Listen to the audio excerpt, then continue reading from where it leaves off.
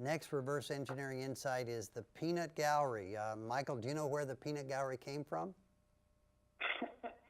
From Howdy Doody Show. It is. It's Howdy. Yeah, and what we did, Michael, was we needed something that was friendly. So how do you see us using the peanut gallery as a friendly way to ease people into an activity? Well, that's the part. One of the things that's important, and we talk about this as another one of the reverse engineering ideas, was that you have to have regular doses almost. You have to have regular meeting spaces so that there's something for people to join. But the idea of the peanut gallery, as you defined it and as you use it, is that people are not always going to be ready to jump in, both feet in the water. A lot of people want to sit on the sideline, just check it out. So you put them in the peanut gallery and explain how you sort of then nurture them and bring them along. Well, by having the name Peanut Gallery and using that in that show, that famous show, Buffalo Bob and Howdy would be the act, and the kids didn't have to do anything. They weren't part of the show, but they're right next to the action. So we had that name for the group. So if somebody would peek their head in the Memorobics group, we'd invite them in, but tell them, you can sit in the back in the peanut gallery, but you can't say anything. We're not going to call on you. We're not going to have you involved. And what happened over and over, Michael, is that they were actually doing in their brains whatever we were doing.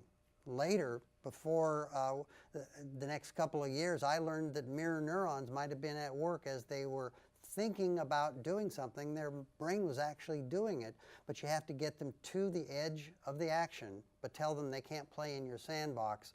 And pretty soon, you're working on something, and time and again, you'd ask one of the participants a question, and the person in the back would pop out with the answer, and I knew I had them. They would be coming back. They couldn't inhibit the fact that they knew the answer to one of the puzzles or games that we're working on. So having that ease to the edge of the pool, let them put their toe in it with no risk, seems to work. Now, how did you see that?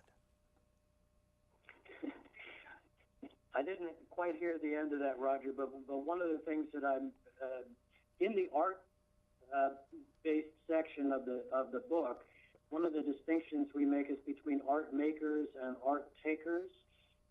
You're either making art or you're sort of enjoying, you're being an audience member, and there are two different kinds of activities, but we make the point that there are benefits in both of those activities, and one of the things you're doing by creating a peanut gallery is you're allowing sort of an audience who can benefit almost as much as the participants are doing.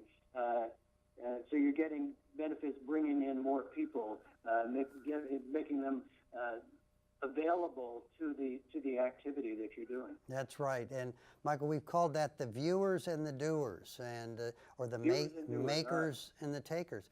The key there is that it's a safe place. It's safe. They don't have any risk by being there. And so many have lost their confidence that by having the peanut gallery, they're not risking embarrassing themselves. And when they realize they knew that answer, they're having fun, they came back. We had several people who came to the peanut gallery every single session, and finally they decided to move their chair up and become part of the group. And now that we know that, as you said, that the brain works whether or not you're actually doing it or you're simply viewing it.